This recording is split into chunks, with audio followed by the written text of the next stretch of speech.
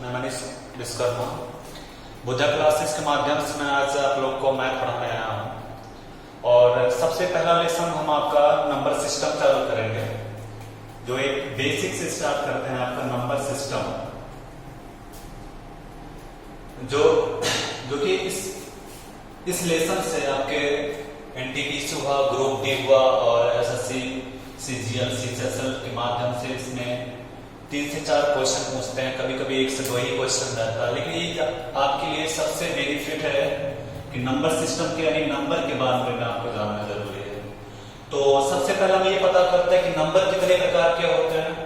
तो अगर सबसे पहला देखा जाए तो सबसे पहला चीज आपका आता है प्राकृतिक संख्या। सबसे पहला चीज आपका आता है प्राकृतिक संख्या, जिसको हम लोग इंग्लिश में बोलते हैं नेचुरल नंबर। Natural number. तो ये प्राकृतिक संख्या क्या होता है? प्राकृतिक संख्या क्या होता है जो हम लोग गिनने में स्टार्ट करते हैं। जैसे अगर प्राकृतिक संख्या की बात किया जाए तो सबसे पहले जो हमारी संख्या स्टार्ट होती है, कहां से स्टार्ट होती है? 1 से स्टार्ट होती है। 1 हुआ, 2 हुआ, 3 हुआ, 4 हुआ, 5 हुआ। इस तरह से जितनी भी संख्याएं होती है, मतलब इसकी कोई सीमा नहीं, ये अनंत तक होती है। ये अनंत तक होती है प्राकृतिक संख्या। तो उसी को हम लोग प्राकृतिक संख्या कहते हैं, यानी वह संख्या जो 1 से स्टार्ट होके कहां तक जाए? अनंत तक जाए, उसी को हम लोग क्या बोलते हैं? प्राकृतिक संख्या कहते हैं। अब बात ये किया जाए कि अगर ये कहा जाए कि सबसे छोटी प्राकृतिक संख्या क्या होती है, तो सबसे छोटी प्राकृतिक संख्या आपकी कहां से स्टार्ट हुई है? 1 से स्टार्ट हुई है। यानी सबसे छोटी प्राकृतिक संख्या, यानी 1 जो है आपका सबसे छोटी प्राकृतिक संख्या है। सबसे छोटी प्राकृतिक संख्या है। और सबसे बड़ी प्राकृतिक संख्या की बात किया जाए तो सबसे बड़ी प्राकृतिक संख्या आपकी अनंत होती है। यानी ये कहा नहीं जा सकता कि ये संख्या बड़ी है। अगर आप ये कहें कि 1 लाख सबसे बड़ी संख्या है, 1 लाख सबसे बड़ी संख्या है, तो इससे भी क्या होता है कि इससे भी एक संख्या क्या होती है? इससे भी कोई बड़ी संख्या होती है। अगर इसमें हम 1 जोड़ दें तो इससे भी बड़ा होता है।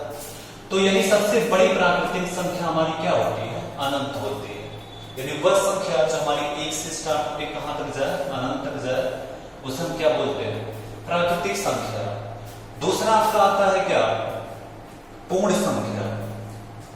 पूर्ण संख्या आपका आता है, जिसको हम लोग क्या बोलते हैं? Whole number. क्या बोलते हैं? Whole number. ठीक है, तो होल नंबर क्या होता है? जैसे देखें यहां पे हम प्राकृतिक संख्या जो होती है हमारी कहां से स्टार्ट होती है? 1 से स्टार्ट होती है। तो जो पूर्ण संख्या होती है, पूर्ण संख्या हमारा 1 से स्टार्ट ना होके अगर वही संख्या हमारा 0 से स्टार्ट हो, तो उसी को हम लोग कौन सी संख्या बोलते हैं? पूर्ण संख्या। यानी अगर ये कहा जाए 0, 1, 2, 3, 4, 5, इस तरह से संख्या आती जाती है। जैसे ये भी कहां तक जाती है? अनंत तक जाती है। ठीक है, तो उसी को हम लोग कौन सी संख्या बोलते हैं? पूर्ण संख्या बोलते हैं। यानी पूर्ण संख्या के बारे में ये कहा जाए तो वह संख्या जो 0 से प्रारंभ होकर कहां तक जाए? अनंत तक जाए, उसे हम लोग कौन सी संख्या कहते हैं? पूर्ण संख्या कहते हैं। और इसमें सबसे देखा जाए यह कि सबसे छोटी पूर्ण संख्या, तो सबसे छोटी पूर्ण संख्या आपकी क्या होती है? 0। यानी 0 क्या है? आपकी सबसे छोटी पूर्ण संख्या है। सबसे छोटी पूर्ण संख्या है आपका।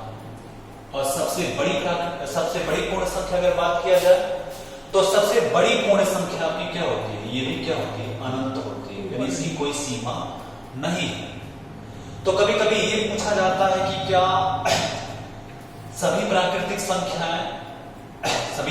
संख्याएं क्या होती है? पूर्ण संख्या होती है। जैसे ये कहा जाए, इसको मिटा देते हैं।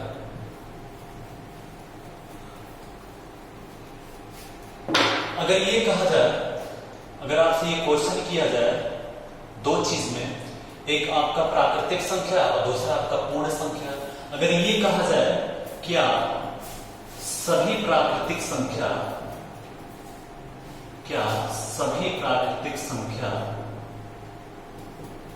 पूर्ण संख्या होती है? पूर्ण संख्या होती है। या तो ये कहा जाए, या तो दूसरा ये आपसे पूछा जाए क्या सभी पूर्ण संख्या, सभी पूर्ण संख्या प्राकृतिक संख्या होती है, प्राकृतिक संख्या होती है। दो चीज आपके सामने है, दो क्वेश्चन है आपका। जैसा पहला क्वेश्चन आपका ये है, क्या सभी प्राकृतिक संख्या पूर्ण संख्या होती है, और दूसरा क्वेश्चन ये है आपका, क्या सभी पूर्ण संख्या प्राकृतिक संख्या होती है। तो इन दोनों में ये देखा जाए, सबसे पहले ये हमसे पूछा गया क्या सभी प्राकृतिक संख्या पूर्ण संख्या होती है। तो प्राकृतिक संख्या हमारी कहां से स्टार्ट होती है, एक से स्टार्ट होती है, और आपकी पूर्ण संख्या कहां से स्टार्ट होती है, जीरो से स्टार्ट होती है। यानी अगर देखा जाए तो एक भी आपकी प्राकृतिक संख्या है और एक भी आपकी क्या है, पूर्ण संख्या है। दो भी आपकी प्राकृतिक संख्या है, दो भी यहाँ पे आपका क्या है, पूर्ण संख्या है। इसका मतलब जितनी भी प्राकृतिक संख्या होती है वो सभी क्या होती है, पूर्ण संख्या होती है। यानी इसका आंसर क्या रहेगा, हाँ। ठीक है, अब आपसे ये कहा जाए क्या सभी पूर्ण संख्या प्राकृतिक संख्या होती है। अगर हम यहाँ पे जीरो को मेंशन ना करें तो एक आपकी पूर्ण संख्या वही चीज क्या है, प्राकृतिक संख्या है। दो आपका पूर्ण संख्या है, दो आपकी क्या है, प्राकृतिक संख्या। लेकिन अगर इस जीरो को मेंशन किया जाए तो जीरो आपका क्या है, जीरो आपका पूर्ण संख्या है, लेकिन जीरो क्या इस प्राकृतिक संख्या में है, नहीं। तो जीरो जबकि पूर्ण संख्या जीरो इसमें इसका यूज नहीं हुआ, इसलिए सभी पूर्ण संख्या प्राकृतिक संख्या नहीं होती। इसका मतलब ये क्या होता, नहीं होता। यानी अगर ये कहा जाए क्या सभी प्राकृतिक संख्या पूर्ण संख्या होती है, तो हाँ, और क्या सभी पूर्ण संख्या प्राकृतिक संख्या होती है, तो नहीं होती है। तो आप समझ गए होंगे प्राकृतिक संख्या और पूर्ण संख्या। अब इसके आगे चलते हैं, इसके आगे चलते हैं आपका पूर्णांक।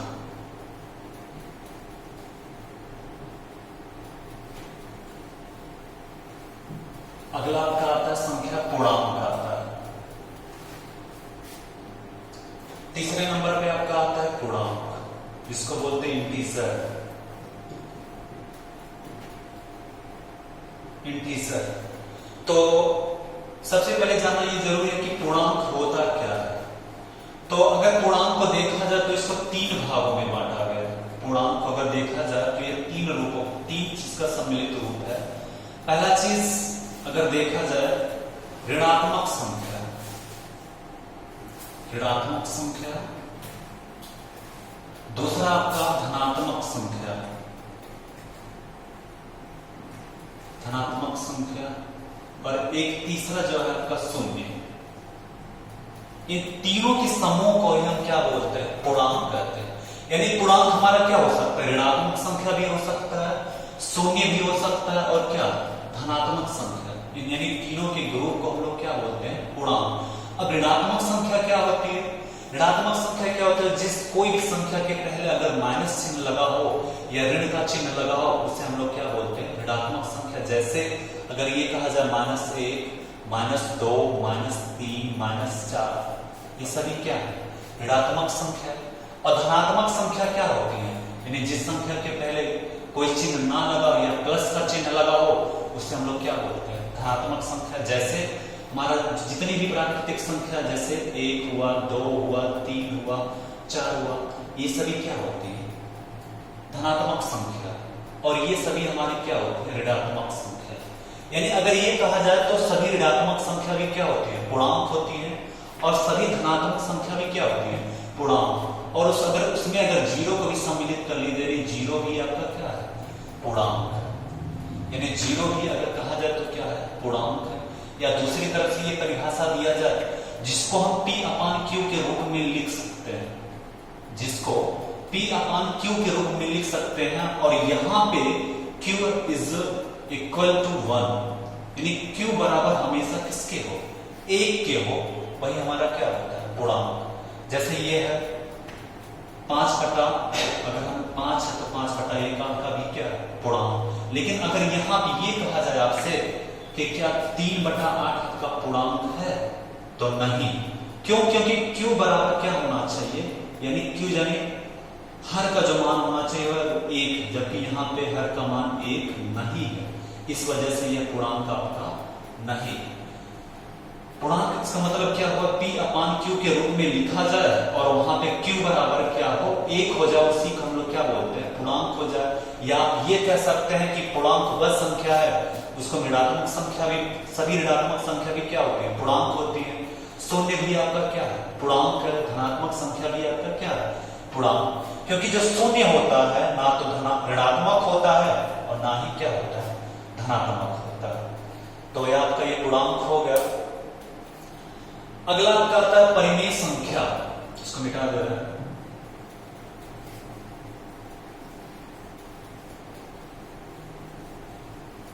अगला आपका आता है जो सबसे ज्यादा इंपॉर्टेंट है आपका परिमेय संख्या, इसको रेशनल नंबर बोलते हैं, परिमेय संख्या। तो परिमेय संख्या क्या होती है, परिमेय संख्या की परिभाषा ये दी गई है कि P अपान Q के रूप की संख्या है, यानी P अपान Q के रूप की संख्या, यानी इस तरह से संख्या होनी चाहिए, अथवा P अपान Q के रूप में व्यक्त की जाने वाली संख्या है जहां पर P और Q दोनों क्या होने चाहिए, पूर्णांक होने चाहिए। तो अभी आप पूर्णांक के बारे में आपको बता रहे हैं, क्या होना चाहिए, पूर्णांक होना चाहिए। यानी परिमेय संख्या क्या होती है, P अपान Q के रूप की संख्या है अथवा P अपान Q के रूप में व्यक्त की जाने वाली संख्या है जहां P और Q दोनों क्या हो, पूर्णांक हो, तो उसको हम क्या बोलते हैं, परिमेय संख्या है। यानी आप ये कह सकते हैं कि जिसको हम भिन्न के रूप में लिख सकते हैं या जिसको भिन्न के रूप में लिखा जा सकता है वह हमारा परिमेय संख्या है। एग्जाम्पल में जैसे अगर आपका ये कहा जाए यहां पे Q इज इक्वल टू 1 भी हो या एक के अलावा कुछ भी हो, लेकिन एक चीज और इसमें P और Q दोनों पूर्णांक हो, और इसमें जो सबसे इंपॉर्टेंट चीज ये होता है कि Q is not equal to 0। ये जो सबसे ज्यादा इंपॉर्टेंट होता है, यानी हर का जो मान होना चाहिए वह कभी 0 ना हो, उससे हम लोग क्या करते हैं, परिमेय संख्या। जैसे आपका ये कहा जाए, अगर ये कहा जाए आपका 1/2, तो ये आपका क्या है, परिमेय संख्या। क्यों, क्योंकि इसको P अपान Q के रूप में लिख दिए और 1 भी आपका क्या है, पूर्णांक, और 2 भी आपका क्या है, पूर्णांक। तो इस वजह से 1/2 आपका क्या हो गया, परिमेय संख्या। और दूसरा एग्जांपल देते हैं, अगर हम कहते हैं कि -3/8, तो ये भी आपका क्या है, परिमेय संख्या। परिमेय संख्या क्या है, यानी -3 आपका पूर्णांक है और 8 भी आपका क्या है, पूर्णांक। अगर बात ये कहा जाए कि 5 आपका क्या है, तो 5 भी आपका क्या है, परिमेय संख्या। अब बात यहाँ पे करते हैं कि परिमेय संख्या की परिभाषा ये दी गई है कि P अपान Q के रूप में होनी चाहिए, जबकि यह P अपान Q के रूप में है नहीं ना। लेकिन इसको हम लोग कर सकते हैं, क्योंकि 5 को हम लोग क्या लिख सकते हैं, 5/1 लिख सकते हैं ना। तो ये आपका क्या हो गया, ये आपका क्या हो गया, P अपान Q के रूप में हो गया, और 5 आपका क्या है, पूर्णांक है, और 1 भी आपका क्या है, पूर्णांक। तो 5 भी क्या है, पूर्णांक। अब बात ये किया जाए 0, तो ये कहा जाए कि 0 आपका पूर्णांक है, तो आप कहेंगे कि 0 कैसे, तो 0 भी आपका क्या है, पूर्णांक है। क्योंकि 0 को हम क्या लिख सकते हैं, 0/1, क्योंकि आपका नियम ये कहा है कि P और Q दोनों पूर्णांक होने चाहिए। 0 आपका क्या है, पूर्णांक है, और 1 भी आपका क्या है, पूर्णांक। लेकिन शर्त सिर्फ इसमें यही है कि Q is not equal to 0, यानी जो हर का मान है 0 ना हो। लेकिन अंश के बारे में ऐसा कहा नहीं गया है। तो यहां पे क्या है आपका, यहां पे हर आपका क्या है, 1 है, तो इसकी वजह से 0 भी आपका क्या है, आपका पूर्णांक, सॉरी परिमेय संख्या 0। और यहीं पे एक चीज और देखते हैं आपका 22/7, 22/7 भी आपका क्या है, परिमेय संख्या। 22/7 क्या है, परिमेय संख्या। एक उपवाद ये है, उपवाद ये है कि पाई और 22/7, उपवाद ये है कि 22/7 आपका परिमेय संख्या है, 22/7 आपका क्या है, परिमेय संख्या। और जबकि वहीं पे पाई आपका परिमेय नहीं है, क्या है, अपरिमेय संख्या। ऐसा क्यों, जबकि अगर पाई का मान देखा जाए तो पाई का मान हम लोग किसके लिखते हैं, 22/7 लिखते हैं। तो यहीं पे पाई क्यों आपका क्या हो गया, परिमेय हो गया, और 22/7 क्यों हो गया, परिमेय हो गया। तो इसका रीजन ये है कि पाई का मान जो होता है, पाई का एक्चुअली जो मान होता है 3.14, इसके बाद बहुत सारी संख्या आती रहती है, ठीक है। और 22/7 का एग्जैक्ट वैल्यू 3.14 नहीं होता, लेकिन 22/7 की नियर अबाउट जो वैल्यू होती है वह 3.14 के समथिंग होती है। तो इस वजह से आपका क्या हो जाता है कि 22/7 आपका क्या हो जाता है, परिमेय हो जाता है, और पाई क्या होता है, अपरिमेय। या दूसरी तरह से ये समझ सकते हैं कि जिसको हम भिन्न के रूप में बदल दें, जैसे ये क्या है आपका अशांत दशमलव, ये आपका क्या है अशांत दशमलव, यानी अशांत दशमलव का मतलब क्या होता है कि इसको हम दोबारा से क्या भिन्न में नहीं बदल सकते, क्योंकि परिमेय की परिभाषा ये है कि जिसको हम भिन्न के रूप में लिख दिए या जिसको P/Q के रूप में लिख दिए वही हमारा क्या हो जाएगा, परिमेय। लेकिन पाई की जो वैल्यू होती है, जो दशमलव में लिखी जाती है 3.14, इसके आगे बहुत सारी चीजें लिखी रहती हैं, तो उसको हम दोबारा से 22/7 के रूप में नहीं लिख सकते हैं। तो इस वजह से पाई हमारा क्या होता है, अपरिमेय संख्या होता है।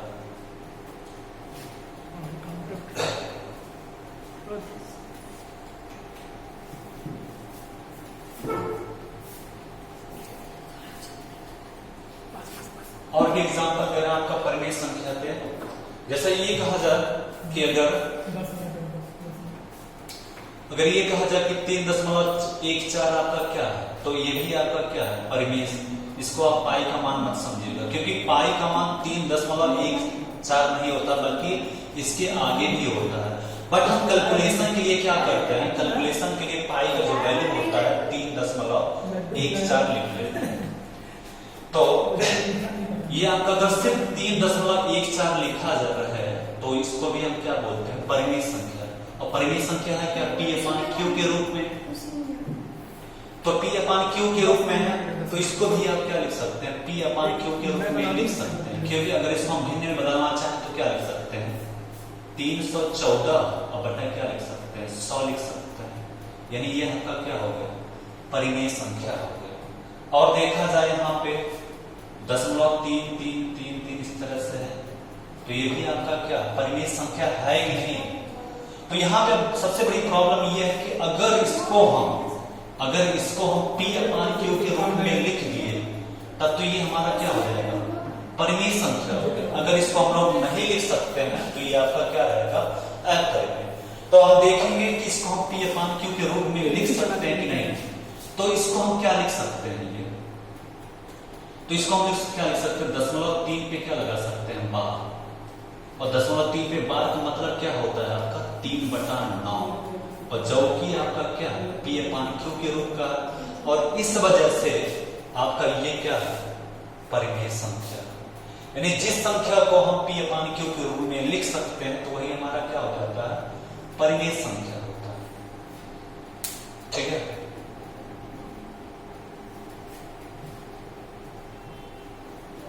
अगला आपका है अपरिमेय संख्या।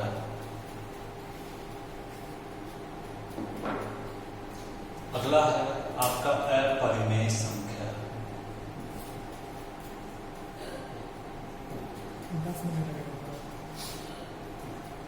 अपरिमेय संख्या का मतलब क्या होता है, यानी वह संख्या जो परिमेय ना हो।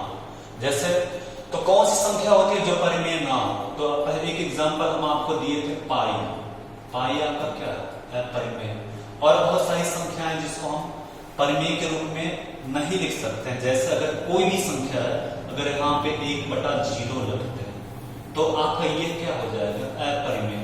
क्योंकि परिमेय की परिभाषा क्या थी कि P/Q के रूप में, और यहाँ पे Q is not equal to 0, तो आपका वह क्या था, परिमेय संख्या था। लेकिन यहाँ पे Q किसके बराबर है, 0 के बराबर, तो यहाँ का क्या हो गया, अपरिमेय संख्या हो गया। और संख्या जैसे आपका √2, √3, √5, ये सारी संख्याएं आपकी क्या होती हैं, अपरिमेय। यानी ये रूट से बाहर नहीं निकल पाती हैं। इसका जो वैल्यू होता है हम लोग कैलकुलेशन के लिए 1.414 कैलकुलेशन के लिए यूज करते हैं, जबकि इसका जो वैल्यू होता है इसके बाद ही आता है। यानी जिसको हम रूट से बाहर ना निकाल पाए तो वही हमारा क्या हो जाता है, अपरिमेय संख्या हो जाता है।